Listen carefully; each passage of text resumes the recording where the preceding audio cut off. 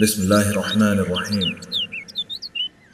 اشراقمدنی.com آپ کی خدمت میں پیش کرتے ہیں سلسلہ دروس بعنوان سیرت النبی صلی اللہ علیہ وسلم، جس کے خطیب و مقرر ہیں فضیلت الشیخ محمد اشفاق سلفی مدنی حفظہ اللہ۔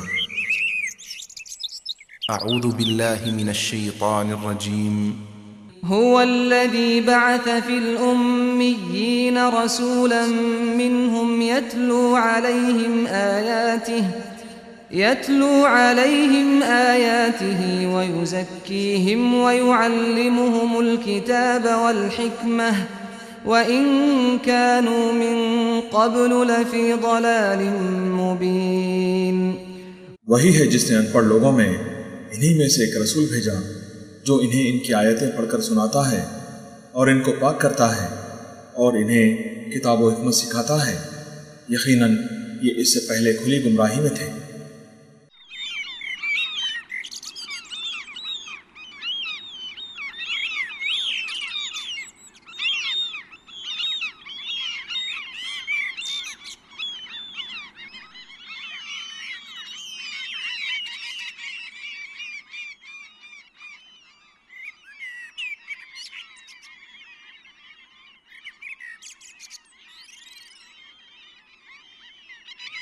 الحمد لله رب العالمين والعاقبة للمتقين ولا عدوان إلا على الظالمين، والصلاة والسلام على أشرف الأنبياء والمرسلين نبينا وإمامنا محمد وعلى آله وصحبه أجمعين، أما بعد، فأعوذ بالله من الشيطان الرجيم۔ وإذ يمكر بك الذين كفروا ليثبتوك أو يقتلوك أو يخرجوك ويمكرون ويمكر الله والله خير الماكرين۔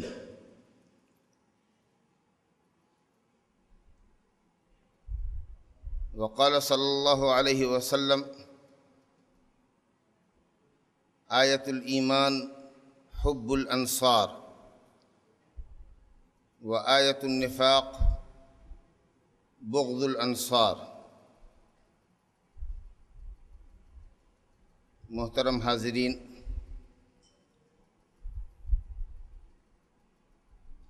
ہم یہ بات جان چکے ہیں کہ نبوت کے 12ویں سال حج کے موسم میں یثرب سے، جس کا اسلامی نام مدینہ پڑا، 12 نفوس 10 خزرج کے اور 2 قبیلہ اوس کے حج کے موسم میں آئے، جن میں 5 وہی تھے جو سن 11 میں مسلمان ہو چکے تھے۔ ان حضرات سے نبی صلی اللہ علیہ وسلم کی ملاقات مینا کی گھاٹی میں ہوئی اور آپ نے ان سے بیعت لی۔ بیعت کے کلمات اور الفاظ آپ کے سامنے کل رکھے گئے تھے کہ عبادہ بن صامت رضی اللہ عنہ کی حدیث کے مطابق آپ نے ترک شرک پر بیعت لی، زنا، چوری اور بہتان تراشی سے باز رہنے پر بیعت لی، نیکی اور بھلائی کے کاموں میں نافرمانی سے گریز کرنے کی تاکید فرمائی،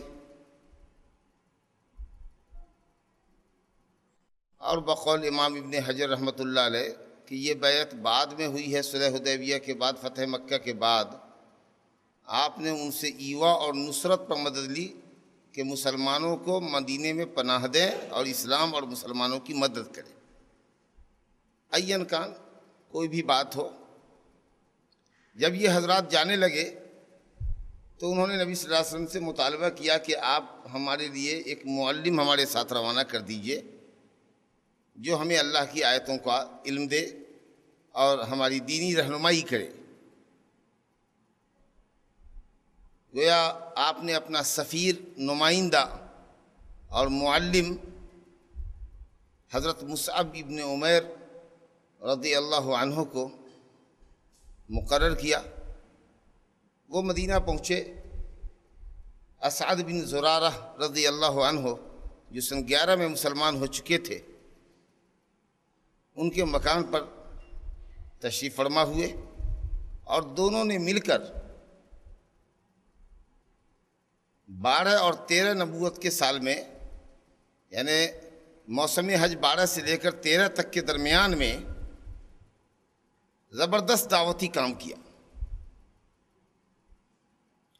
اور ان کی دعوت کے نتیجے میں قبیلہ بنی عبد الاشہل کے 2 سردار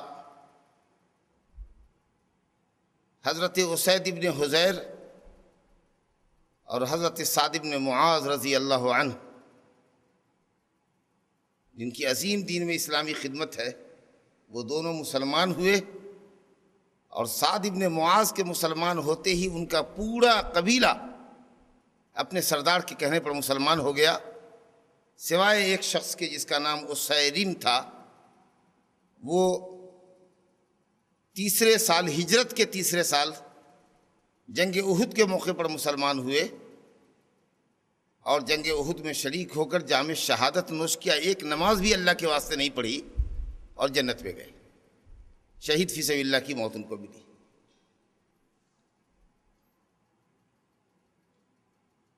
علامہ ابن کثیر نے لکھا ہے کہ اگر مصعب کی دعوتی زندگی میں صرف یہی 2 شخص مسلمان ہو جاتا اور خدمات کو کنارے کر دیا جائے تو صرف اسید ابن حضیر اور سعد ابن معاذ کا اسلام لانا مصعب کی دعوتی زندگی کے اعزاز کے لیے بہت کافی،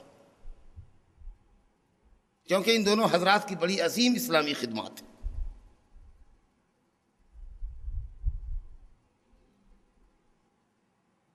اب اس سلسلے میں ذرا تفصیل ہے کہ کیسے یہ دونوں حضرات مسلمان ہوئے۔ اب اس کی تفصیل آپ سیرت کی کتابوں میں تفصیل کے ساتھ پڑھ لیں۔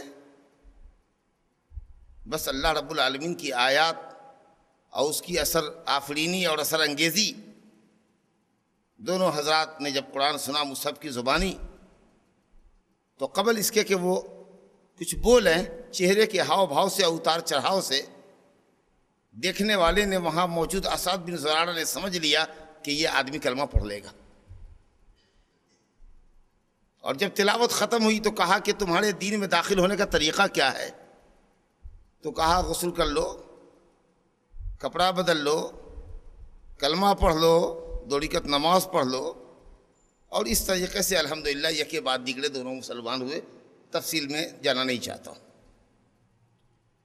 سن 13 ہجری میں موسم حج سے پہلے مصعب بن عمیر آ گئے مکہ نبی کریم صلی اللہ علیہ وسلم کو بشارت دینے کے لیے کہ الحمدللہ اسلامی دعوت کو بہت ہی فروغ مدینے میں حاصل ہوا ہے، اور وہاں کے لوگ ماشاءاللہ اسلام کو قبول کرنے کے لیے تیار ہیں، اور مدینے کی سرزمین اسلام کے لیے اور اسلام کے پودے کے لیے بہت سازگار اور موزوں ہے۔ انشاءاللہ اسلام کا درخت جو پودا ہے ابھی، وہ تناور درخت میں تبدیل ہو جانے والا ہے۔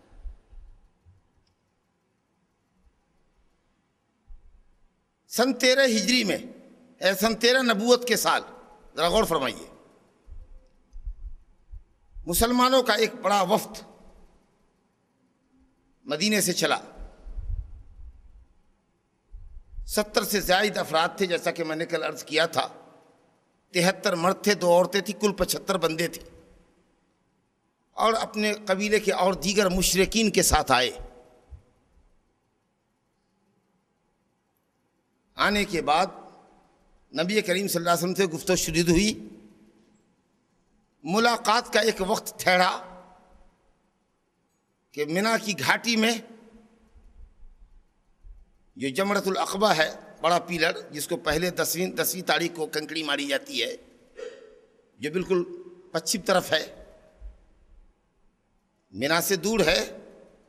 پہلے جمرہ اولا ہے، جمرہ وسطیٰ ہے، جمرہ عقبہ جو بڑا پیلر ہے جس کو 10ویں تاریخ کو حجاج 7 کنکریاں مارتے، وہ بالکل پچھم طرف. اس کے ٹھیک سیدھ میں ایک گھاٹی تھی، تنگ راستہ تھا جو مکے سے مینا کو نکلتا تھا. اس گھاٹی میں ملاقات طے ہوئی 12 ذی الحجہ کو رات کے اندر. جب پہلی تہائی رات گزر جائے، مثال کے طور پر 10 ساڑھے 10 بجے رات کا وقت جب گزر جائے تو یہ حضرات چپکے وہاں جمع ہوں گے. یہ نبی کریم صلی اللہ علیہ وسلم سے گفتگو ہو چکی تھی. اس کو کہتے ہیں بیعت عقبہ ثانیہ، گھاٹی کی دوسری بیعت.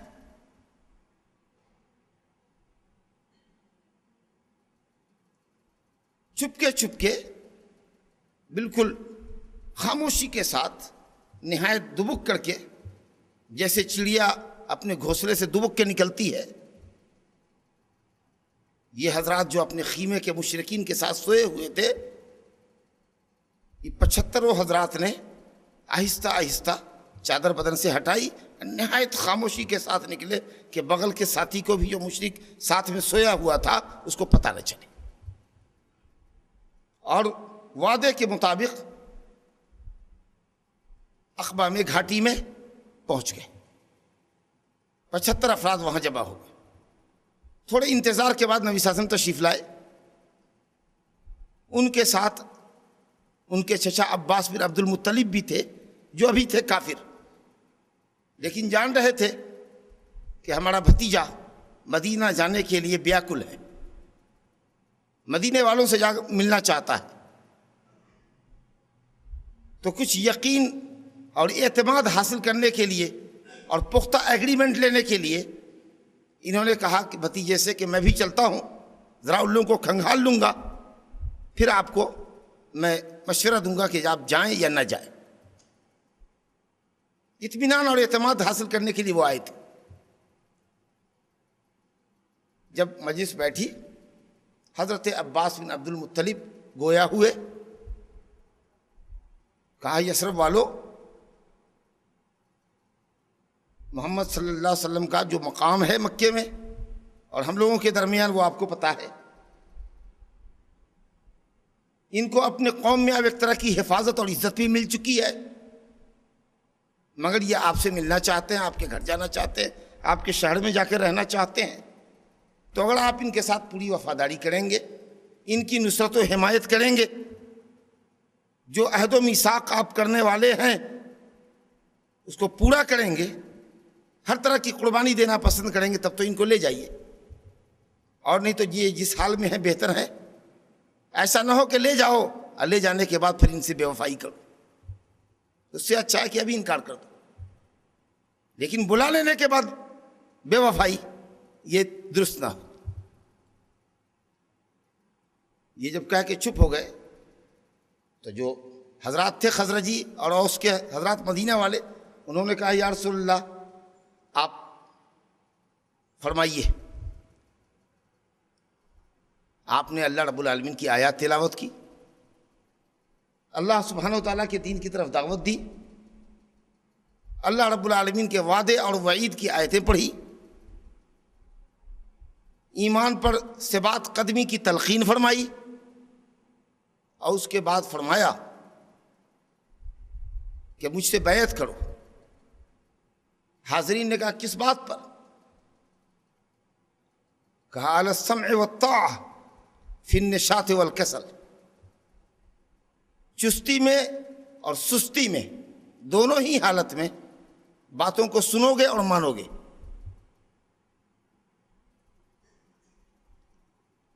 علی الانفاق فی العسر والیسر، تنگی ہو کہ آسانی ہو، مفلسی ہو کہ مالداری ہو، اللہ کے راستے میں مال خرچ کرو گے.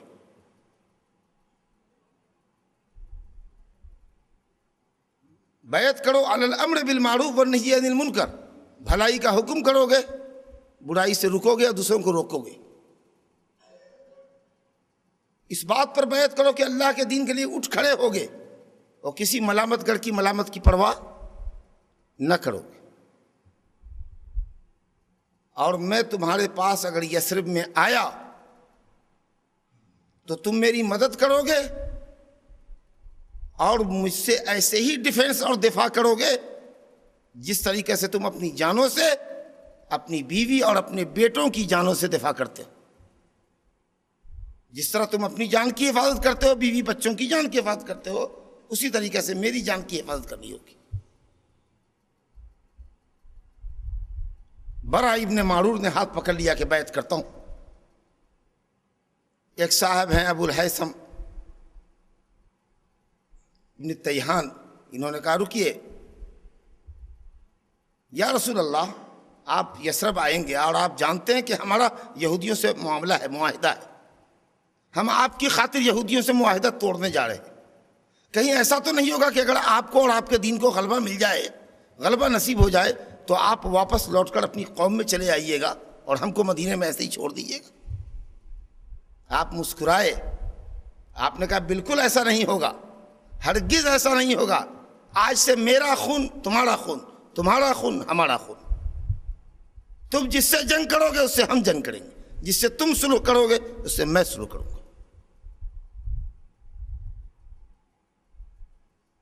آپ نے کہا لولا الہجرہ، اگر ہجرت نہ ہوتی، انبیاء کی تاریخ کا ہجرت ایک حصہ ہوتی ہے، اگر ہجرت نہ ہوتی اور ہجرت کا ثواب مجھے مقدر نہ ہوتا، میرے مقدر نہ ہوتا تو لکنت امرأ من الانصار، تو میں انصار کا ایک شخص ہوتا. ایک دم اطمینان رہیے کہ آپ کے پاس جب جائیں گے تو آپ ہی کے ہو کر رہیں گے. بیعت شروع ہی ہونا چاہ رہی تھی کہ ایک صحابی جو پہلے مسلمان ہو چکے تھے، عباس بن عبادہ، انہوں نے اور حاضرین کو معاملے کی خطورت اور سنگینی اور نزاکت سے آگاہ کیا کہ ٹٹولا. کہا سنو، جا رہے ہو بیعت کرنے، سمجھ کے بیعت کرو. ان سے بیعت کرنے کا مطلب یہ ہے کہ سرخ اور کالوں سے جنگ کرنا، عرب و عجم سے جنگ کرنا، سب کی دشمنی مول لینا.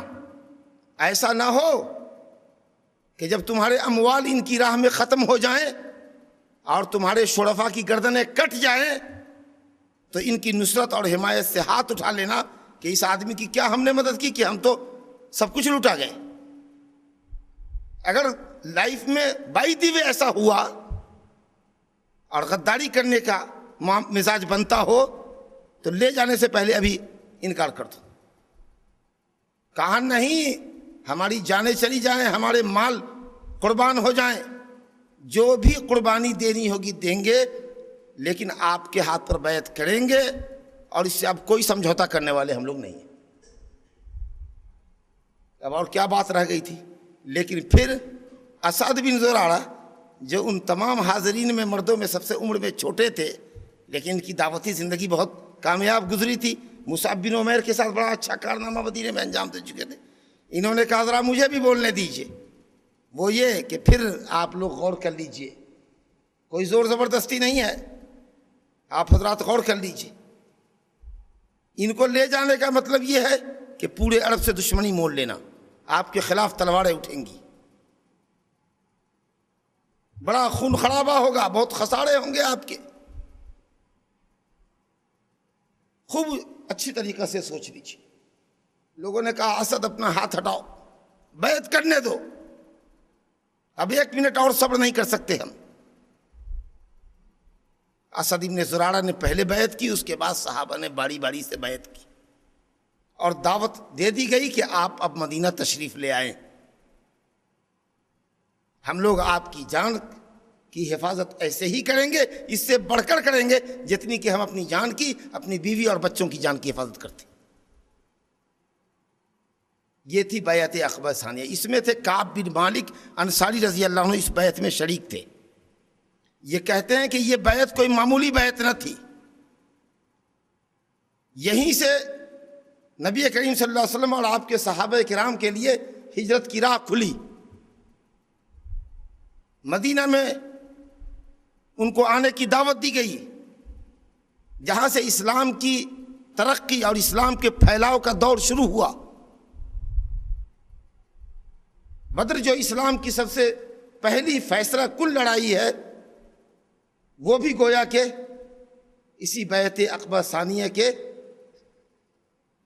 کی مرہون منت ہے، یعنی یہیں سے وہ بھی نکلی ہے۔ اگر بیعت نہ ہوتی، دعوت نہ ملتی، مدینہ لوگ نہ پہنچتے، تو ظاہر بات ہے کہ جب ہجرت ہی نہ ہوتی، اسلام پھیلتا ہی نہیں، نصرت ہی نہ ہوتی، تو غزوہ بدر کہاں سے ہوتی؟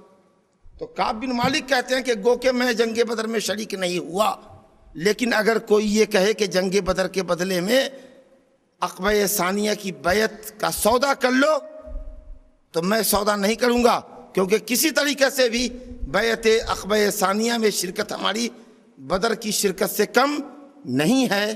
یہ الگ بات ہے کہ بدر کا واقعہ لوگوں میں زیادہ مشہور ہے، بخاری شریف کی روایت ہے۔ بدر یقیناً اسلام کی نصرت کی پہلی جنگ ہے، لیکن بیعت عقبہ ثانیہ اسلام کے پھیلنے کی تاریخ کا آغاز ہے۔ آپ نے اس بیعت کی تفصیل سنی، اس میں آپ کو یہ بات سمجھ میں آئی کہ یہ بیعت جو 13 نبوت میں ہوئی ہے 12 ذی الحجہ کو رات کے اندر، یہ اسلامی تاریخ کے اندر بہت اہمیت کی حامل ہے۔ یہاں سے اسلام کی ترقی کا دور شروع ہوتا ہے۔ نبی کریم صلی اللہ علیہ وسلم نے بیعت کرنے والوں سے یہ وعدہ لیا تھا کہ خوشی اور غمی ہر حال میں تو میری بات مانو گے، اور تنگی ہو کہ فراوانی ہو، ہر حال میں میرے راستے میں پیسے خرچ کرو گے، مال خرچ کرو گے، کیونکہ مالی قربانی کے بغیر دین کی دعوت کا کام نہیں ہو سکتا۔ اللہ رب العالمین نے جہاد کی آیتوں میں فرمایا ہے وَجَاهِدُوا فِي سَبِيلِ اللَّهِ بِأَمْوَالِكُمْ وَأَنفُسِكُمْ، مال کا پہلے ذکر کیا ہے، جان کا بعد میں ذکر کیا ہے۔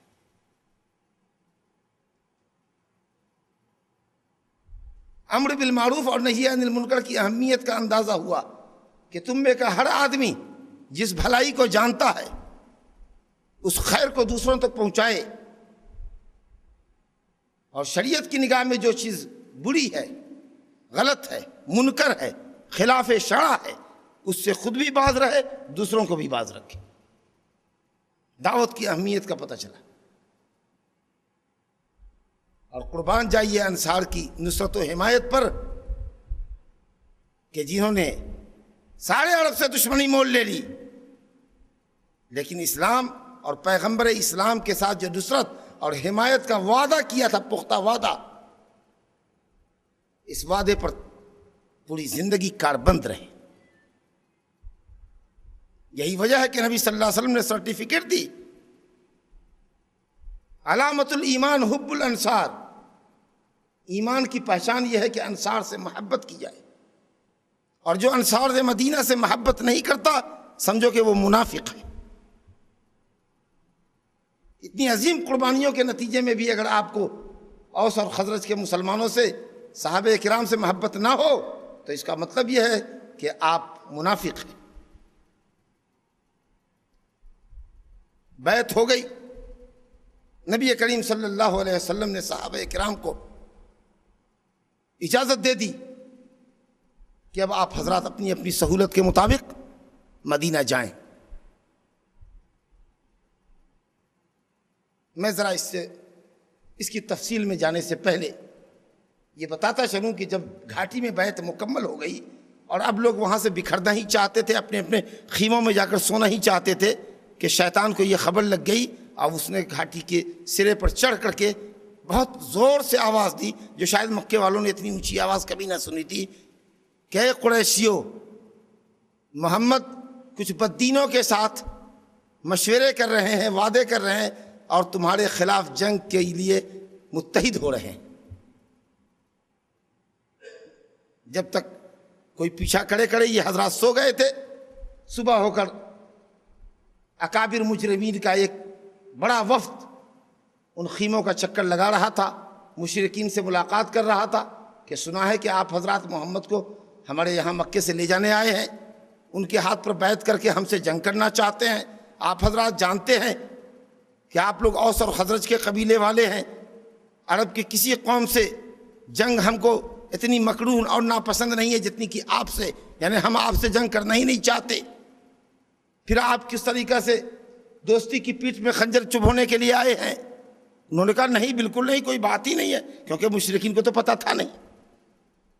عبداللہ بن ابی ابن منافق کے پاس، عبداللہ بن ابی ابن سلول منافق کے پاس گئے جو قبیلے کا سردار تھا، اس نے بھی کہا بھائی بالکل غلط بات ہے، ہمیں تو کچھ پتہ ہی نہیں ہے، ہمارے قبیلے کے لوگ کوئی بھی بیعت نہیں کرتے، کسی سے وعدہ نہیں کرتے، اگر ہم مدینہ میں بھی ہوتے تو ہم کو اطلاع کر کے ہم سے منظوری لیتے پھر بیعت کرتے، ایسا کبھی نہیں ہو سکتا، آپ کو غلط فہمی ہوئی ہے۔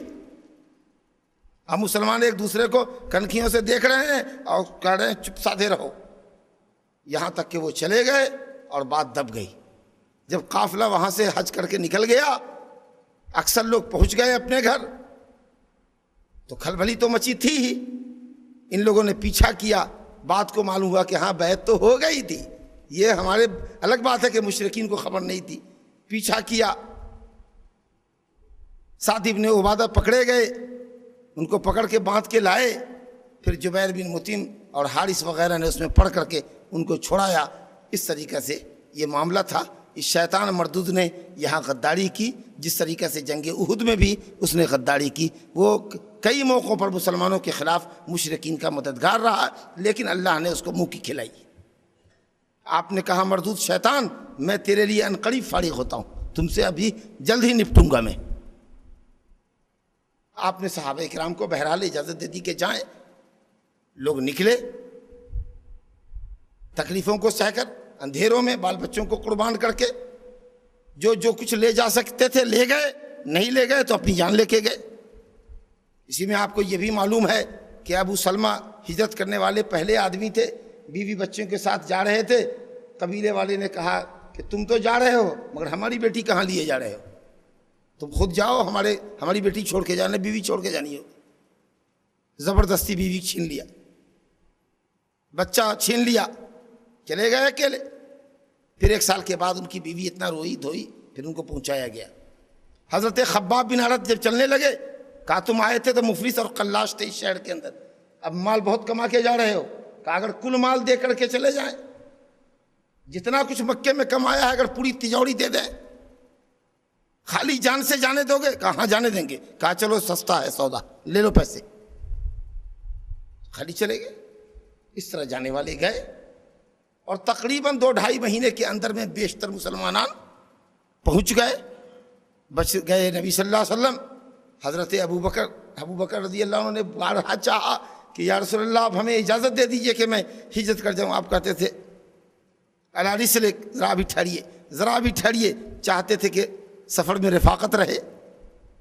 اب حضرت ابو بکر نے 2 اونٹنیاں پالنا شروع کی، کھلانا شروع کیا، ببول کے کانٹے اور ببول کے پتے اور بیڑ کے پتے کھلانے شروع کیے تاکہ سفر میں توانا تندرست اونٹنی رہے، تیز نکلنے والی ہو۔ سفر کی تیاری در پردہ شروع ہو رہی ہے، لیکن نبی صلی اللہ علیہ وسلم روکے ہوئے کہ رکے رہیے۔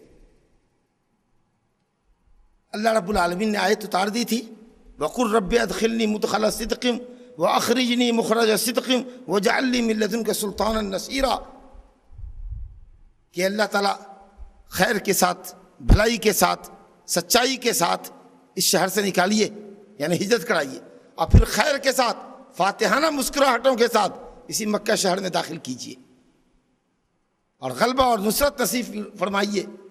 تو یہ آیت حضرت عبداللہ بن عباس فرماتے ہیں، مسند احمد کی روایت ہے کہ اس آیت کے ذریعے جو سورہ اسراء کی آیت نمبر 80 ہے، اللہ رب العالمین نے اپنے نبی کو اجازت دے دی تھی ہجرت کی، لیکن وقت مقرر ابھی نہیں ہوا تھا، وقت کا انتظار تھا۔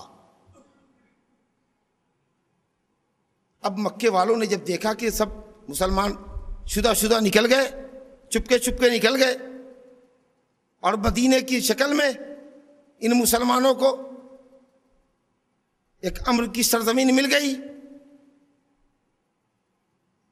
اور پھر یہ ہے کہ صاحب ہمارا تجارتی قافلہ جو شام جاتا ہے، بحر عرب کے ساحل سے گزرتا ہے، تو مدینہ والے ہمارے لیے بہت بڑا درد سر بن سکتے ہیں،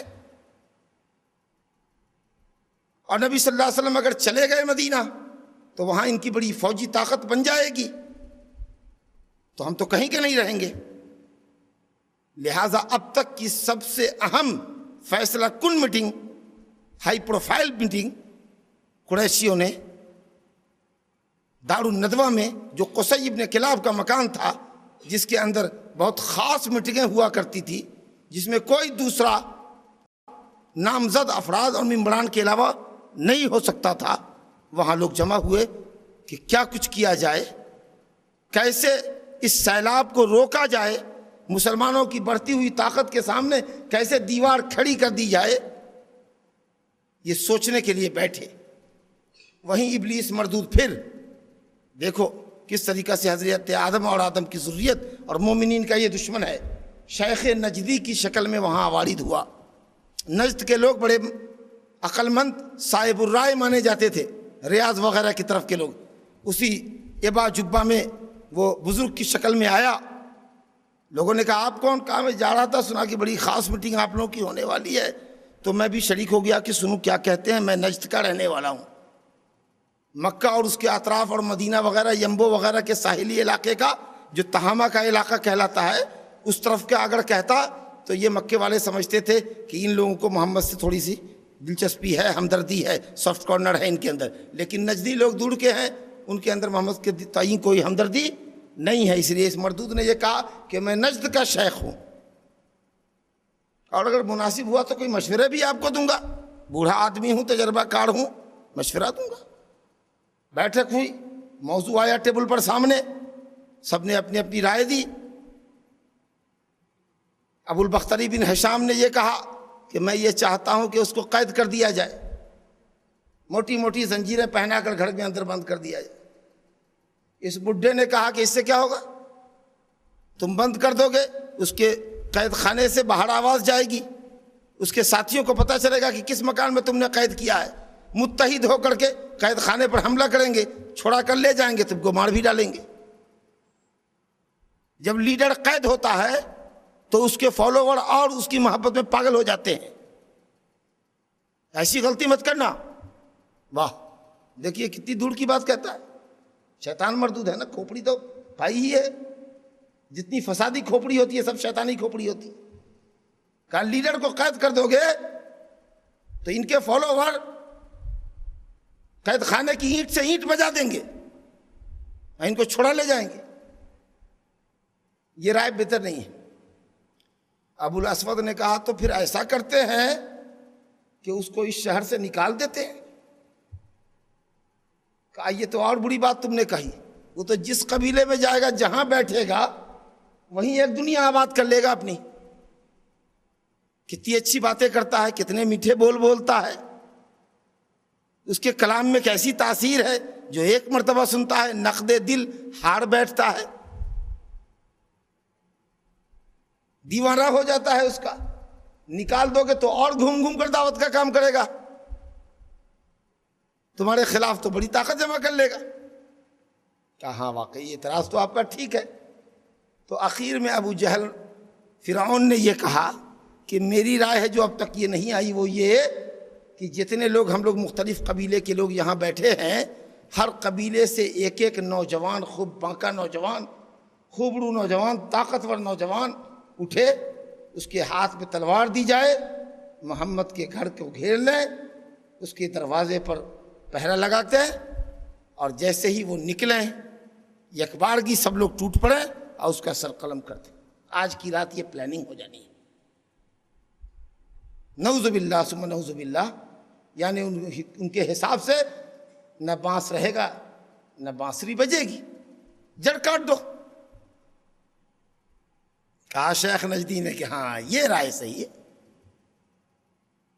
11 مجرمین چن لیے گئے، نمبر 1 پر ابو جہل خود ہی تھا، امیہ ابن خلف، امیہ ابن خلف اور ابی، اور اسی طریقے سے عتبہ وغیرہ جو تھے بدماش سب۔ یہ تو میٹنگ ہو رہی ہے فرسٹ ہاف میں۔ نبی کریم صلی اللہ علیہ وسلم پر قرآن اترتا ہے، سورہ انفال کی آیت نمبر 30، اعوذ باللہ من الشیطان الرجیم، وَإِذْ يَمْكُرُ بِكَ الَّذِينَ كَفَرُوا لِيُثْبِتُوكَ أَوْ يَقْتُلُوكَ أَوْ يُخْرِجُوكَ وَيَمْكُرُونَ وَيَمْكُرُ اللَّهُ وَاللَّهُ خَيْرُ الْمَاكِرِينَ۔ یاد کیجئے اس وقت کو جب کفار مکر اور فریب کر رہے تھے کہ آپ کو قید خانے میں بند کر دیں یا آپ کو قتل کر دیں یا آپ کو شہر سے نکال دیں. وہ مکر کر رہے ہیں اور اللہ بھی اپنی خفیہ تدبیر کر رہا ہے اور اللہ بہتر خفیہ تدبیر کرنے والا ہے.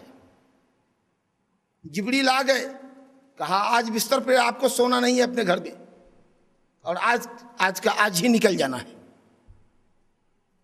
اب یہ جو خبر لگی تو ٹھیک چلچلاتی ہوئی دھوپ میں, اب یہاں سے ام المومنین عائشہ کی روایت جو صحیح بخاری میں ہے, چادر اوڑھ کر اپنے آپ کو چھپاتے ہوئے تاکہ کوئی دیکھے نہیں کہ جھکتا ہوا چادر اوڑھے ہوئے کون آدمی جا رہا ہے, بے وقت معمول کے خلاف ابو بکر صدیق رضی اللہ عنہ کے پاس پہنچے, جن کو آپ نے روک رکھا تھا کہ رکے رہو, اذن کا انتظار ہے, وقت اور ٹائم فکس ہو چکا ہے, یہ خبر کرنے کے لیے پہنچے. عائشہ رضی اللہ عنہ نے دیکھا جو آپ کی نسبت میں آ چکی تھی, سن 11 شوال میں نبی صلی اللہ علیہ وسلم کی نکاح میں آ چکی تھی, پتہ نہ تھا ان کو, 6 سال کی تھی تو نکاح میں آئی تھی. انہوں نے کہا رسول اللہ آ رہے ہیں.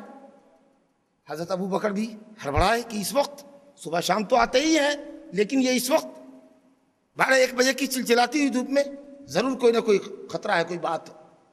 آئے پہنچے فوراً گھر میں, کہا کہ جو لوگ یہاں ہیں ان کو سائڈ کیجیے, ہٹائیے.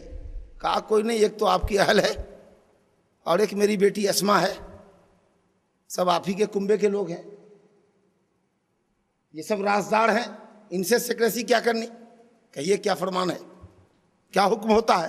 کہا مجھے اجازت مل گئی ہے, تیار رہنا, رات کے کسی بھی وقت میں آؤں گا اور اس وقت ہم کو نکل جانا ہے. Planning set. شام آئی, نبی صلی اللہ علیہ وسلم نے حضرت علی رضی اللہ عنہ کو اپنے بستر پر لٹایا, کہا یہاں تم سو جاؤ اور میری چادر جو ہری چادر میں اوڑھ کے سوتا ہوں وہ چادر اوڑھ دو.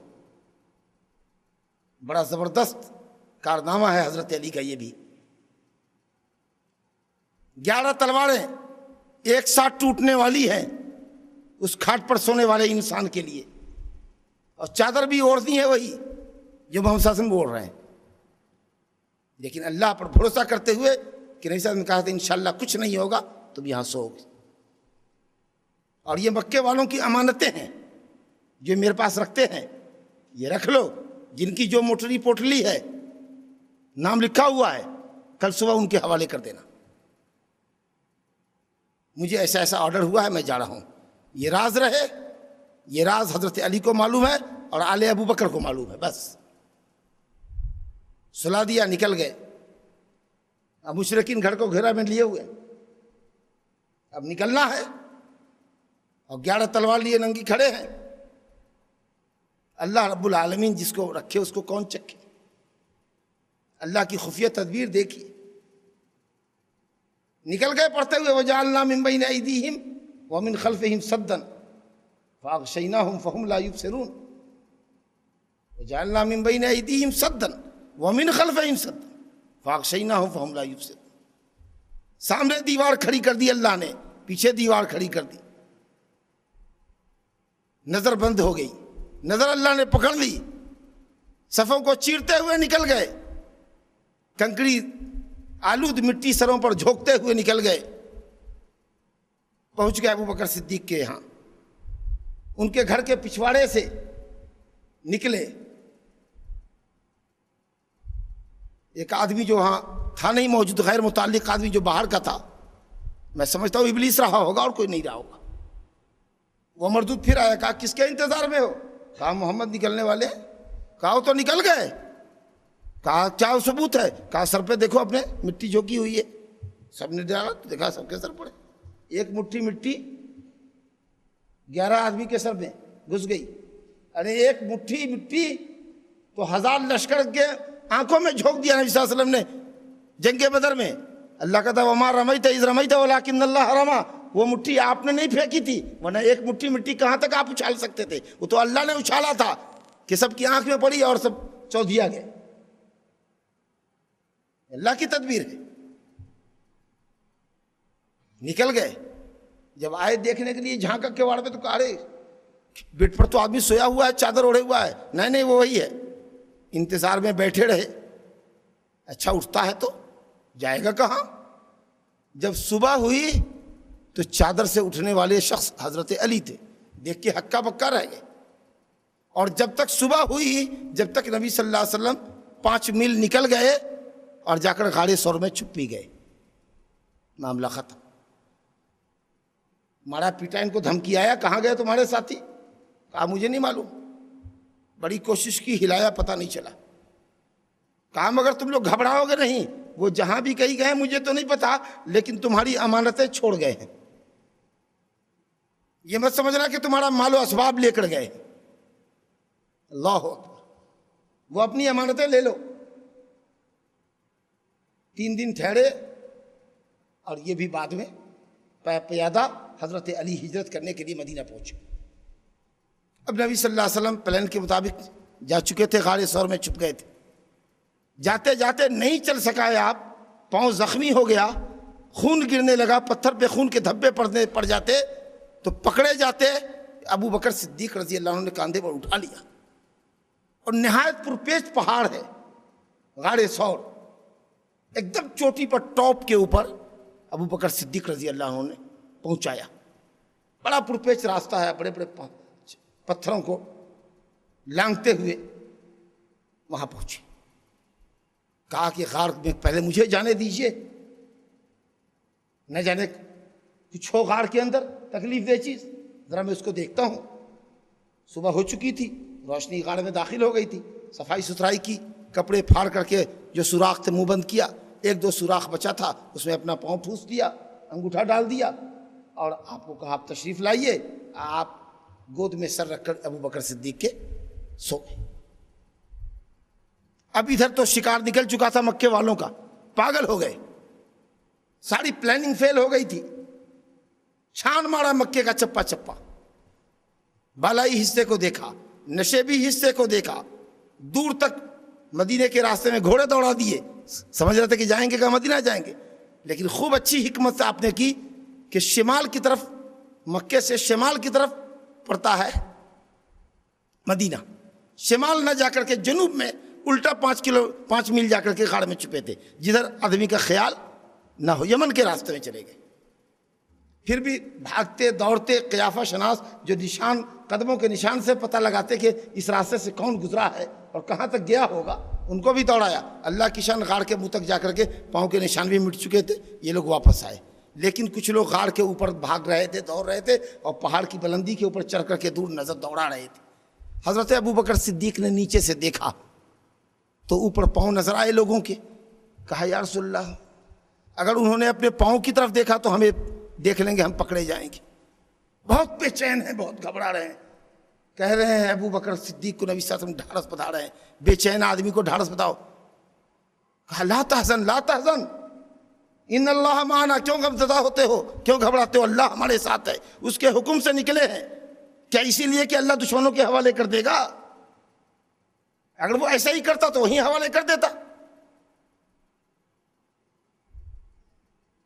اور حضرت ابو بکر صدیق رضی اللہ عنہ کی یہ بے چینی بھی کوئی اپنی جان کی خاطر نہ تھی, آپ کی جان کی خاطر تھی. ابو بکر کی ایک جان تھی, لیکن آپ کی تو امت کی جان ہے. اگر آپ چلے گئے تو امت ہی ختم ہو جاتی. یہ بے چینی تھی, مگر آپ ایک دم مطمئن تھے. ابو بکر کے پاس چاہے جتنا قوی ایمان ہو, لیکن اب نبی صلی اللہ علیہ وسلم کے ایمان جیسا اور اس قدر کامل ثقہ اور کامل توکل اللہ پر تو ابو بکر کے اندر نہیں ہو سکتا تھا نا. کہا کہ آپ کیا گمان کرتے؟ کیا خوبصورت جملہ ہے, ما ظنک باثنین یا ابا بکر, ما ظنک باثنین اللہ ثالثہما. ان 2 کے متعلق کیا گمان ہے آپ کا جس کا تیسرا اللہ ہے؟ ہم 2 ہیں, ہمارا تیسرا اللہ ہے.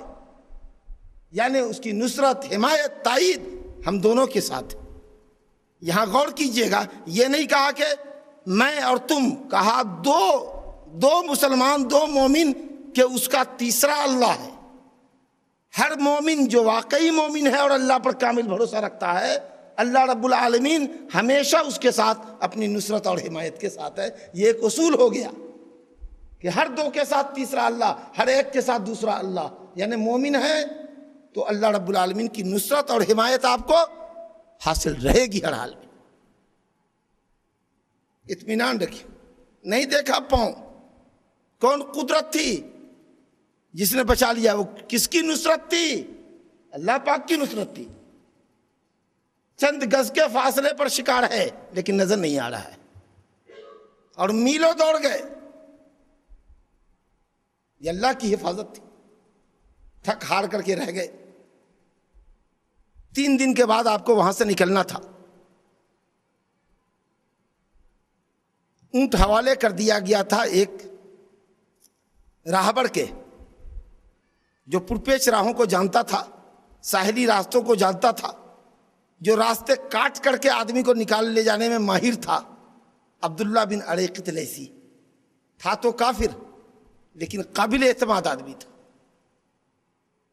چند درہم کے عوض اس سے معاہدہ طے ہو چکا تھا کہ یہ 2 سواریاں لو اور ان کو کھلاؤ پلاؤ، اور تیسرے دن فلاں وقت میں یہ دونوں سواریاں غار ثور کے منہ پہ آ جانی چاہیے۔ دیکھیے، میں یہ بات اکثر کہتا رہتا ہوں اور پڑھتا بھی ہوں کتابوں میں کہ عرب کے اندر بہت سی خرابیاں تھیں، شرک ہے، بدکاری ہے، زناکاری ہے، شراب نوشی ہے، لیکن قبائلی حمیت بہت تھی اور وعدے کے بڑے پکے ہوتے تھے، جس کو وعد دے دیا تو دے دیا۔ اب یہ ایک مشرک آدمی کا کردار آپ دیکھیے، ایک عربی مشرک کا کردار دیکھیے۔ چند درہم کے عوض مزدوری طے ہوئی ہے، چند درہم کے عوض قافلے کو مدینہ تک پہنچانا ہے، اور یہاں ہر ایک سر کے اوپر 100 اونٹوں کے انعامات ہیں۔ اور اس عبداللہ عریقط کو معلوم ہے کہ یہ دونوں مشرکین کے یہ دونوں شکار کہاں چھپے ہوئے ہیں، لیکن اس نے چونکہ زبان دے دی تھی، بدعہدی نہیں کی۔ اس نے چاہتا تو بدعہدی کر کے 200 اونٹ لے سکتا تھا، زندہ یا مردہ کوئی بھی ان کو پکڑ لے، ہر ایک سر پر 100 اونٹ کا انعام۔ لیکن دیکھیے ایک مشرک کا کردار عہد و میثاق کے تعلق سے، یہ بندہ ٹھیک اپنے وقت پہ پہنچ گیا۔ اس درمیان میں آل ابو بکر کی قربانی دیکھی، اللہ اکبر۔ حضرت ابو بکر کے صاحبزادے عبداللہ بن ابی بکر بڑے ذہین فتین سڑی الفہم نوجوان، دن بھر مکے میں رہتے، مکے کی خبریں کلیکٹ کرتے، ان خبروں کو لے جا کر کے رات میں جب سارا سناٹا ہو جاتا تو جا کر کے وہاں پہنچ جاتے، انہی کے ساتھ سوتے، خدمت کرتے، اور پھر صبح فجر ہونے سے پہلے پہلے مکے میں آ جاتے اور سب مکے والوں کے ساتھ صبح کرتے، تاکہ مکے والے یہ سمجھے کہ اس بندے نے رات شہر میں گزاری۔ اور عامر بن فہیرہ جو حضرت ابو بکر کے آزاد کردہ غلام تھے، وہ بکریوں کو لے جایا کرتے، عبداللہ کے پیچھے بکریوں کو لے جاتے۔ ذرا غور کیجیے گا، عبداللہ اوپر چڑھ گئے، اس کے پیچھے بکریوں کو ہکا لے جاتے، تاکہ بکری کے کھر سے عبداللہ کے قدموں کا نشان مٹ جائے۔ عرب اتنے ہوشیار تھے، اتنے قیافہ شناس تھے کہ چکنے پتھر پر بھی اگر کوئی پاؤں رکھ کے چلا جاتا تو سمجھ جاتے کہ یہ پاؤں کا نشان کس کا ہے، اس قدر قیافہ شناسی تھی۔ تو بکریوں کو ہکا لے جاتے تھے کہ بکریوں کے کھر سے قدموں کے نشان ختم ہو جائے۔ اللہ اکبر۔ وہاں پہنچتے، بکریاں دہتے، گرم پتھر، مکے کا گرم پتھر، 11-12 بجے رات کو بھی اتنا گرم ہوتا کہ تازہ دودھ اس میں ابل جاتا، دودھ کو ابالا جاتا، 2-4 پتھر جھاڑ دیا، پوچھ لیا، برتن میں، دودھ کے برتن میں ڈال دیا، ابل گیا، دودھ کھول گیا، پلا دیا، سلا دیا۔ عبداللہ کو کہا آپ پہلے چلو، مکہ آپ پہلے چلو، ہم آپ کے پیچھے بکریاں ہکا کر لائیں گے تاکہ پھر آپ کے قدموں کا نشان مٹ جائے گا۔ یہ سلسلہ ہوتا رہا۔ وقت مقرر آیا، حضرت اسما توشہ لے کر گئیں، لیکن توشہ اونٹ کے پیٹی میں جو باندھنے کے لیے چاہیے تھی رسی، وہ بھول گئیں۔ اب کچھ نہ تھا تو کمر بند کھولا اور اس کپڑے کو 2 حصے میں پھاڑا، ایک سے کمر اپنا باندھا اور ایک حصے میں توشہ باندھ کے اونٹ میں لٹکا دیا۔ لقب پایا ذی النطاقین، 2 پٹے والی،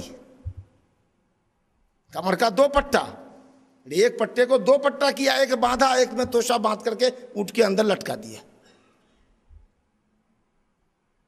काफिला चला, हिजरत का सफर शुरू होता है। रात का जो बाकी हिस्सा था उसमें चले, निकले थे जुमेरात को। अबू बकर सिद्दीक रजी अल्लाह अन्हु के मकान से या अपने मकान से निकले थे जुमेरात को, 27 सफर को। जुमा, शनिचर और इतवार की 3 रातें वहां गुजरी। सोमवार के दिन होने से पहले आप रात के अंदर निकल गए 3-4 बजे की सुबह में, और फिर चलते चले गए। 12 बजे की धूप में हज़रत अबू बकर को महसूस हुआ कि अब सफ़र रोकना चाहिए। कहीं कोई साया न था। बुखारी शरीफ की हदीस आपके सामने पेश कर रहा हूँ। देखा कि एक बड़ा सी चट्टान है जिसका साया ज़मीन पे पड़ रहा है, यहाँ नबी सल्लल्लाहु अलैहि वसल्लम को ठहराया जा सकता है।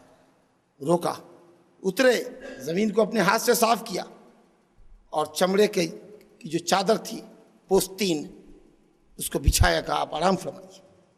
देखा एक चरवाहा बकरियों को लेकर आ रहा है, वो भी शायद उसी साये की तलाश में आ रहा था, उसी चट्टान के नीचे आराम करने के लिए। चिलचिलाती हुई अरब की धूप, क्या क्या।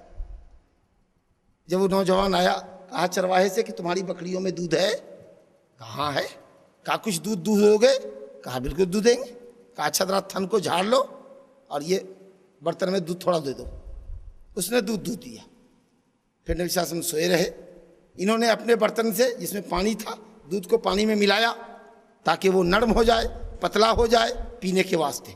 बेचने के वास्ते दूध में पानी मिलाना हराम है, याद रखिएगा। खुद पीने के वास्ते जायज़ है। मिला दिया, दूध को पतला कर दिया। नबी सल्लल्लाहु अलैहि वसल्लम उठे, दूध पिलाया, आसूदा हो गए। आपने कहा अभी चलने का वक्त नहीं हुआ? कहा हाँ हुआ, चला जाए। काफिला चला। चलते चलते कुदैद, साहिल समंदर कुदैद से गुजरे तो तारीखी हकीकत है कि एक औरत है उम्मे माबद अल खुजाइया, इसके खीमे से गुजरे। बड़ी मेहमान नवाज औरत थी। उसने कहा कि बड़ी भी मजबूत औरत थी, बैठी हुई थी बाहर खीमे के बाहर। कहा कुछ खिला पिला सकती हो? कहा कुछ भी नहीं है, घर में कुछ नहीं, अगर होता तो ज़रूर इस काफिले को खिलाती। नहीं समझ रही है कि कौन सा काफिला है, बस मेहमान नवाज औरत थी। कोई भी गुजरता था, रास्ते के किनारे उसका खीमा था, जो कुछ रहता था काफिले को पेश कर देती थी।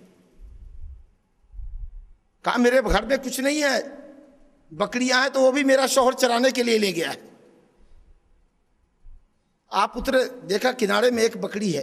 कहा वो जो है? कहा ये तो इतनी लागड़ और दुबली है कि बकरियों के साथ जा भी नहीं सकती चरने के लिए, इसके थन में कहाँ से दूध होगा। कहा आप इजाज़त देती हैं मैं दूह कर देखूं? कहा बिल्कुल, उसमें दूध कहाँ से आएगा कि आप दूहें? कहा आप इजाज़त देती हैं? कहा बिल्कुल। नबी सल्लल्लाहु अलैहि वसल्लम ने थन झाड़ा, अब तो बिल्कुल दूध से तो भर गया। मुजरा देखो, अब दूध दूहा, वो औरत फटी फटी आंखों से देख रही है, अल्लाह ये क्या हो रहा है। दूध दूहा। कहा पहले उस औरत को उम्मे माबद अल खुजाइया का, पहले तुम पी करके खूब पेट भर लो। उसको पिला दिया। फिर उसके बाद आपने अपने साथियों को पिलाया। वो जो अब्दुल्ला अरेकित गाइड था मुशरिक, वो आमिर बिन फुहैरा जो हज़रत अबू बकर के आज़ाद करदा गुलाम थे, खादिम जो जल रहे थे, और हज़रत अबू बकर को पिला दिया। आखिर में आपने पीकर सैरी हासिल की। फिर दूहा, यहाँ तक कि उसका बर्तन दूध से लबालब कर दिया। अब कहा इजाज़त हो चलता हूँ, आगे चले गए। शौहर जो किसी वक्त आया तो देखा कि काब में पूरा दूध लबालब। कहा ये दूध कहाँ से आया? कहा क्या कहें, आज तो अजीब व गरीब हालत देखी। उस वक्त से तो अक्ल और होश ठिकाने नहीं है हमारी। कौन आदमी आया, ऐसा बाबरकत आदमी आया और सारा किस्सा सुनाया। कहा उसका हुलिया क्या है? कहा ऐसा ऐसा हुलिया है। खूब सिफत बताई, पेशानी चौड़ी है, चेहरा चमकदार है, पेट नहीं निकली है, भद्दा आदमी नहीं है, बहुत लंबा नहीं, बहुत नाटा नहीं, चेहरे में बहुत चमक है, माशाअल्लाह। खूब खूबियाँ बयान किया जाता है। कहा कहीं ये वो कुरैशी तो नहीं है, या कुरैश का वो साथी तो नहीं है जिसकी तलाश में कुरैश के लोग पागल हैं? मुझे तो लगता है कि वही आदमी है। अरे अगर मैं उससे मिल सकता तो मैं भी उसके काफिले में शरीक हो जाता। देखो आगे चले। उसी खुदैत के साहिल से जब गुजर रहे थे تو ایک دیہاتی اجٹ قسم کا آدمی سراقہ بن مالک بن جوشم، وہ وہاں اپنے قبیلہ بدلج کا آدمی تھا، مگر بڑا پہلوان مضبوط ہٹا کٹا، وہ بیٹھ کے میٹنگ میں تھا۔ کسی ایک نے آ کے کہا کہ ساحل سے ایک قافلہ گزر رہا ہے، لگتا ہے کہ کہیں یہ محمد اور اس کے ساتھی ابو بکر تو نہیں ہے۔ اس نے بھی دیکھا تو کہا، سمجھ گیا کہ ہاں یہ وہی ہے، لیکن کہا نا وہ جو قافلہ دیکھ رہے ہیں نا بہت دور جو جا رہا ہے، وہ تو ابھی کچھ دیر پہلے ہمارے سامنے سے گزرا ہے، یہ وہ لوگ نہیں ہیں۔ کیونکہ سراقے کے دل میں لالچ گھس گئی کہ 200 اونٹ ہمیں ہی ملنے ہیں، اگر یہاں کہہ دوں گا کہ وہی ہے تو اور بھی لوگ دوڑیں گے اور سب اونٹ بٹ جائے گا۔ کچھ دیر وہاں رہا، چپکے سے بہانے سے نکلا، لونڈی کو کہا کہ ہمارا گھوڑا گھاٹی کے اس پار لے چلو، نیزہ لیا، نیزے کا جو نوکیلا حصہ ہوتا ہے اس کو زمین میں گاڑا، اوپر جو اس کا مٹھڑا ہوتا ہے پکڑنے والا، جس میں چاندی یا پیتل یا سونا کیا لگتا ہے تو چمکتا ہے، اس کو مٹھی میں دبایا تاکہ اس کی چمک بھی نہ ہو، لوگوں کو پتہ نہ چلے۔ گھاٹی کے اس طرف جا کر کے سراقہ گھوڑے پر بیٹھتا ہے، ایڑ لگایا، ایک دم رائڈر کی طریقے سے بھاگتا ہوا پیچھے جا کر کے نبی صلی اللہ علیہ وسلم سے مل گیا۔ نبی صلی اللہ علیہ وسلم تلاوت فرما رہے ہیں، چل رہے ہیں پورے اطمینان کے ساتھ۔ سب سے اچھا مشغلہ ہے کہ آدمی کوئی بہت ضروری کام میں نہ ہو، اپنے واجبات و فرائض کی ادائیگی میں نہ ہو، تو سب سے اچھا مشغلہ ہے کہ ٹرین میں ہو، ہوائی جہاز میں ہو، بس میں ہو، کہیں بھی اپنی آفس میں ہو، قرآن مجید کا ایک نسخہ اپنے ساتھ رکھ کے اس کو کھولے اور پڑھنا شروع کر دے۔ ابو بکر صدیق رضی اللہ عنہ نے پلٹ کے دیکھا، کہا سراقہ مدلجی، عرب کا پٹھا پہلوان پیچھا کر رہا ہے، نیزہ لیے ہوا ہے، یا رسول اللہ ایسی صورت، کہا لا تحزن ان اللہ معنا، اللہ ہمارے ساتھ ہے، کیوں پریشان ہوتے ہیں؟ بس سراقہ قریب تھا کہ جھپٹے کہ اس کے گھوڑے کی ٹانگیں دھس گئی زمین میں اور گرا وہ منہ کے بل۔ کہا یہ کیا ہوا؟ اٹھایا گھوڑے کو، ڈانٹا تو خیر پاؤں نکل گیا۔ ترکش کی تیر سے انہوں نے اپنی قسمت کا حال معلوم کیا کہ ہم کو یہ کام کرنا چاہیے، آگے بڑھنا ہے کہ نہیں بڑھنا، خطرہ۔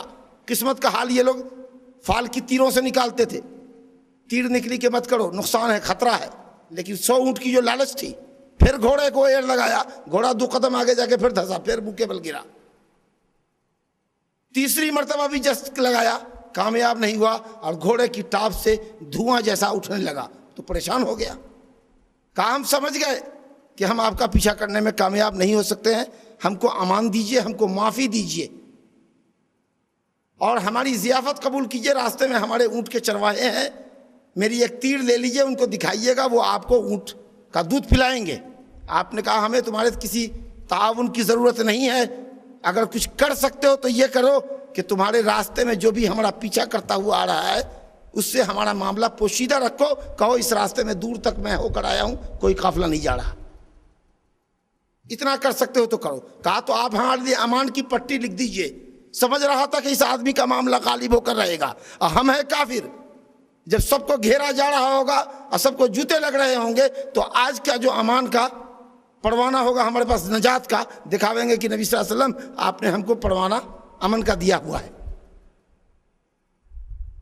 کہا چمڑے کے ٹکڑے پر کہا عامر بن فہیرہ کو کہ لکھ کے دے دو، لکھا لیا، پھینک دیا، اس کو لے کے بڑی حفاظت کے ساتھ رکھ کے رہا۔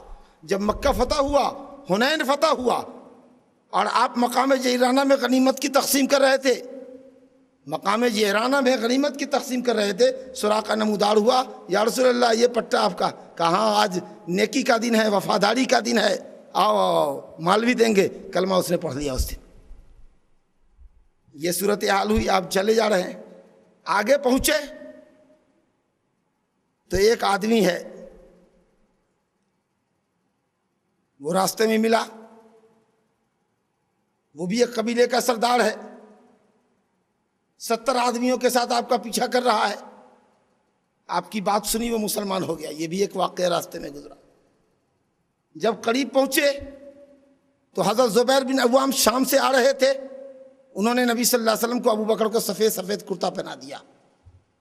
اس طریقہ سے تقریباً 8 دن کے بعد، 1 تاریخ کو چلے تھے ربیع الاول کی، 8 ربیع الاول کو آپ قبا پہنچے ہیں، اور یہاں خبر تھی مدینے میں کہ آپ چل چکے ہیں، تو مدینے والے بیتابی میں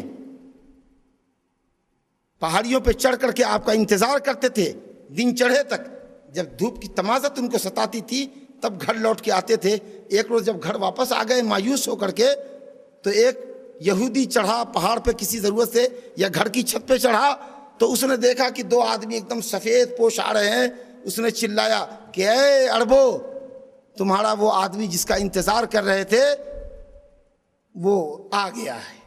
اب کیا تھا, سارے لوگ نکل گئے والہانہ انداز میں اور استقبال کر کے آپ کو قبیلہ بنو عمرو بن عوف جو قبا کے اندر آباد ہے وہاں اتارا. آپ وہاں اترے ایک صاحب کے مکان میں, اور وہیں 4 دن کا قیام ہے. بعض روایت میں 14 دن ہے, کچھ بعض روایت میں 20 سے بھی زیادہ دن ہے, لیکن زیادہ قرین قیاس ہے کہ 4 دن ٹھہرے, اور ٹھہرنے کے بعد پہلی مسجد کی بنیاد آپ نے ڈالی اپنے دست مبارک سے. وہ مسجد قباء ہے جس کے متعلق اللہ نے فرمایا ہے لمسجد اسس علی التقوی من اول یوم احق ان تقوم فیہ. وہ مسجد پہلے ہی دن سے جس کی بنیاد تقوی پہ رکھی گئی ہے, اے نبی آپ اس میں قیام کیجئے. اس کے مقابلے میں جو منافقین نے سازش کر کے مسجد زرار بنائی تھی تاکہ مسلمانوں کے خلاف یہاں متحد رہیں گے اور جنگی سامان جمع کریں گے, اور آپ سے چاہ رہے تھے کہ نماز پڑھوا کر کے مسجد کو کلین چٹ دے دیجئے, افتتاح کر دیجئے. اللہ نے اس مسجد کی پول کھول دی کہ یہ تو اسلام کو نقصان پہنچانے کے لیے بنایا گیا, اس میں آپ نہ کھڑے ہوں, نماز نہ پڑھیں. اس مسجد میں پڑھیں جس کی بنیاد تقویٰ پر ہے پہلے دن سے. پھر وہاں سے آپ چلے جمعہ کے دن, سوموار کو پہنچے تھے, سوموار کو چلے, سوموار کو پہنچے 8 دن میں. سوموار منگل بدھ جمعرات 4 دن رہے, جمعہ کو چلے. راستے میں قبیلہ سالم بن عوف کے درمیان جمعہ کی نماز آپ نے ادا کی. مدینہ میں خبر کر دیا تھا جہاں آج مسجد نبوی ہے, وہاں پہنچے. لوگ 2 رویا آپ کا استقبال کر رہے ہیں تلوار لیے ہوئے. اتنی تلواریں آپ کی حفاظت کے لیے کھڑی ہیں. نیام سے باہر ہے, ہر آدمی اونٹنی کی لگام پکڑ رہا ہے, یا رسول اللہ ہمارے یہاں قیام, ہمارے یہاں. آپ نے کہا اونٹنی کی لگام چھوڑ دیجئے, یہ اللہ کی طرف سے حکم کر دی گئی ہے, یہاں بیٹھے گی اللہ کے حکم سے بیٹھے گی. جہاں آج مسجد نبوی ہے وہاں یہ اونٹنی بیٹھی, پھر اٹھی, چند قدم آگے چلی, پھر پلٹ کر آ کر اسی جگہ پہ بیٹھ گئی. جب بیٹھی تو آپ نے کہا کہ ہمارا سب سے قریبی گھر کون ہے؟ ہمارا گھر, کیونکہ آپ کے دادا کی نالیال وہی ہے, نالیال والے قبیلے میں آپ آئے ہوئے ہیں. ابو ایوب انصاری نے جھٹ سے کجاوے کی لکڑی پکڑ لی تھی, کجاوا اٹھا لیا تھا, کہا یہ میرا گھر اور یہ میرا دروازہ, سب سے قریب میرا. کہا اچھا ٹھیک ہے تو میں آپ ہی کے یہاں ٹھہرا. اسد بن زرارہ نے اونٹنی کو کہا چلیے اگر ہم آپ کی مہمان نوازی نہ کر سکے تو اس اونٹنی ہی کی مہمان نوازی میں کروں جو آپ کو لے کر آئی ہے. اسد بن زرارہ اونٹنی لے گئے, کجاوا لے گئے. ابو ایوب انصاری رضی اللہ عنہ آپ نے کہا کہ ٹھیک ہے میرے بستر کا, میرے آرام کا انتظام کیا جائے, اور وہاں آپ نے قیام فرمایا. اس کے بعد کے جو مسائل اور جو مراحل ہیں انشاءاللہ اس کا ذکر آگے ہوگا, لیکن تھوڑا سا 5 منٹ کے لیے توقف کیجیے. حضرت ابوبکر صدیق اکبر کا کردار اس سفر ہجرت میں آپ نے ملاحظہ کیا. رب العالمین نے ثانی اثنین اذ ہما فی الغار سورہ توبہ آیت نمبر 40 میں کہا, 2 کا دوسرا, ایک نبی صلی اللہ علیہ وسلم, دوسرا ابوبکر صدیق رضی اللہ عنہ, کوئی اور دوسرا ہے کیا؟ بولو بھائی. اذ یقول لصاحبہ لا تحزن ان اللہ معنا, نبی صلی اللہ علیہ وسلم اپنے صاحب کو کہہ رہے ہیں, ساتھی کو, مت گھبرائیے اللہ ہمارے ساتھ ہے. وہ صاحب کون؟ ابوبکر صدیق. پھر بھی اگر کوئی کہے کہ ابوبکر نبی صلی اللہ علیہ وسلم کے بعد مرتد ہو گئے اور جی بھر کر کے ابوبکر و عمر کو گالی دے, تو ایسے آدمی کو کیا مسلمان سمجھنا چاہیے؟ ہرگز نہیں. نبی صلی اللہ علیہ وسلم نے فرمایا کہ میں ہر شخص چکا گیا, جس نے بھی زندگی میں مجھ پر جو احسان کیا میں نے چکا دیا, سوائے ابوبکر کے کہ اس کے احسان کو تو اللہ ہی چکائے گا, میں نہیں چکا سکوں. آپ نے فرمایا کہ اگر میں کسی کو خلیل بناتا, ایسا دوست جو میری رگوں پے میں سمایا ہوا ہو, تو میں ابوبکر کو بناتا. لیکن افسوس یہ ہے کہ اللہ نے بھی مجھ کو خلیل بنایا ہے, تو اب مجھے کسی کو خلیل بنانے کا آرڈر نہیں. پوچھا گیا یا رسول اللہ دنیا میں سب سے محبوب کون ہے آپ کو؟ تو آپ نے کہا ابوبکر. اسی کے ساتھ حضرت علی کی بھی زبردست منقبت ہے. ہم الحمدللہ وہ لوگ نہیں ہیں جو آل بیت کے ساتھ گستاخیاں کریں.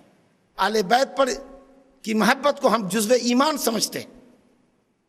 یہ خلیفہ راشد ہیں چوتھے نمبر پر حضرت علی رضی اللہ عنہ. ان کو نبی صلی اللہ علیہ وسلم نے بستر پر لٹایا تھا, جان کو خطرے میں ڈال کر کے انہوں نے رات گزارنا اپنے لیے پسند کیا تھا, آنا کہانی نہیں کی تھی. یقیناً یہ بھی ان کے لیے بہت بڑی منقبت ہے. اللہ تعالیٰ ان سے اور ان کی نیک اولاد ایماندار اولاد سے راضی. تمام صحابہ سے اور آل بیت کے مومنین سے ایمان محبت کرنا ہم اہل سنت والجماعت کے ایمان کا لازمی جز ہے. دوسری بات یہ, عربوں کا بھی عجیب مزاج تھا مکے والوں کا. ایک طرف تو آپ کی جان کے پیچھے پڑے ہوئے, دوسری طرف اپنی امانتیں دھروہریں اور قیمتی مال آپ کے پاس لا کر جمع بھی کر رہے ہیں, جنگ بھی لڑ رہے ہیں, جان کے پیچھے بھی پڑے ہوئے ہیں, امانت بھی آپ ہی کے پاس جمع بھی کر رہے ہیں, کیونکہ سمجھ رہے ہیں کہ مکے کی سرزمین میں اس سے زیادہ سچا اور امانت دار کوئی نہیں ہے. لیکن وہی امین اور صادق شخص جب یہ کہتا ہے کہ ہمارے پاس اللہ کا کلام آتا ہے, شرک چھوڑو توحید پہ آ جاؤ, تو تم مکے والے ساحر کاذب جھوٹا کہتے ہو. لیکن اپنی امانتوں کے لیے کوئی آدمی تم کو نہیں ملتا تو محمد ابن عبداللہ ملتا ہے صلی اللہ علیہ وسلم. اس طریقہ سے ہجرت کا سفر طے ہوا ہے بھائیوں, اور آپ وہاں پہنچے ہیں. ایک بات کہہ کے گفتگو ختم کرنا چاہتا ہوں. امیر المومنین حضرت عمر بن خطاب رضی اللہ عنہ کے زمانے میں خلافت میں غالباً سن 16 ہجری یا 17 یا 18 میں ایک معاملہ ان کے سامنے پیش کیا گیا. ایک آدمی کا معاملہ پیسے کے لین دین کا تھا کہ ادائیگی کب ہونی ہے, تو شعبان میں. امیر المومنین نے کہا کہ شعبان اس سال کا یا گزشتہ سال کا یا آئندہ سال کا, اس پہ تو کچھ تاریخ ہی نہیں ہے. اب ضرورت پڑی کہ تاریخ مرتب ہو, تاریخ متعین ہو, اسلام کی تاریخ. مشورے ہوئے, کسی نے کہا رومیوں کی تاریخ لے لی جائے, کسی نے کہا ایرانیوں کی تاریخ لی جائے, کسی نے کہا کہ نہیں نبی صلی اللہ علیہ وسلم کی پیدائش سے تاریخ جوڑی جائے, کسی نے کہا آپ کی نبوت کی تاریخ لی جائے, اور کسی نے یہ کہا کہ نہیں آپ کی ہجرت سے اسلامی تاریخ شروع ہو, کیونکہ اسلام کی ترقی کا نیا باب کھلا ہے ہجرت سے. امیر المومنین کا بالکل ٹھیک. موت سے لوگے تو غم یاد دلائے گا, پیدائش سے لوگے تو پیدائش کی تاریخ متعین نہیں ہے جو آپ سن کے آ چکے. اس لیے یہی دن بہت مناسب ہے کہ جس دن آپ مکے مدینے میں پہنچے ہیں وہاں سے ہجرت کی تاریخ شروع ہو. چونکہ نیا سال محرم سے شروع ہوتا ہے اور ہجرت کا آغاز ہو گیا تھا لیلۃ العقبہ, بیعت عقبہ ثانیہ سے, وہیں سے دعوت مل گئی تھی, اس لیے محرم سے ہجرت کا سال شروع ہوا. اور اللہ نے بھی جو مسجد تقویٰ کے تعلق سے بات ابھی آپ نے سنی, لمسجد اسس علی التقویٰ من اول یوم, وہ مسجد جو پہلے دن تعمیر کی گئی تقویٰ پر. کون سا پہلا دن؟ اگر پوچھیں آپ سے کہ کون سا پہلا دن, ارے وہ پہلا دن جس میں نبی صلی اللہ علیہ وسلم نے مسجد کی بنیاد ڈالی اور اللہ رب العالمین کی بندگی بے خوف و خطر ہو کر کی, وہ پہلا دن. اور ظاہر ہے کہ وہ پہلا دن مدینے کی حاضری کا دن ہے. ہجرت کی تاریخ یہاں سے لی جاتی ہے. علماء نے استنباط کیا ہے کہ صحابہ کرام نے یہ اول یومین جو آیا فرسٹ ڈے, اس فرسٹ ڈے کو پکڑا کہ جو فرسٹ ڈے ہو سکتا ہے اسلامی تاریخ کا وہ ہجرت کا دن ہوگا. اور الحمدللہ عبداللہ بن عریقط جیسے کافر, اعتماد کا اگر کوئی کافر ہو تو اس سے معاملات کرنے میں کوئی حرج نہیں ہے. ٹھیک ہے, بڑی منسٹری نہ دی جائے, بڑے اہم معاملات کا اس کو رازدار نہ بنایا جائے, لیکن اگر ڈاکٹر ہے, وکیل ہے, محاسب ہے, محرر ہے, اکاؤنٹنٹ ہے, تو ایسے آدمیوں کے یہاں جا کر مسلمان اپنا معاملہ کرنے میں کوئی حرج محسوس نہیں کر سکتے ہیں الحمدللہ. اور الحمدللہ ہجرت تو آپ نے کر لی, مکہ فتح ہو گیا, تو صحابہ نے کہا یا رسول اللہ اب تو ہم ہجرت سے محروم ہو گئے. تو آپ نے کہا کہ اب تو مکہ فتح ہونے کے بعد ہجرت ختم ہو گئی, لیکن جہاد کے لیے نکلنا گھر سے, نیکی نیتی کے لیے, علم وغیرہ کے لیے نکلنا, یہ ابھی باقی ہے, یہ ابھی باقی رہے گا. الحمدللہ جہاں کہیں بھی مسلمان ہو اگر اسلام پر آزادی سے عمل کر رہا ہے الحمدللہ ہجرت واجب نہیں ہے۔ لیکن اگر کسی خطہ ارض میں مسلمان ہو جہاں اسلام پر عمل کرنا اس کے لیے سخت مشکل ہو جائے اور اللہ کا نام آزادی کے ساتھ نہ لے سکتا ہو، تو اس مسلمان کے اوپر قیامت تک جب ایسے ایسے حالات پیدا ہوتے جائیں گے ہجرت کرنا واجب ہوگا۔ وباللہ التوفیق، وصلی اللہ وسلم وبارک علی نبینا محمد وآلہ وصحبہ۔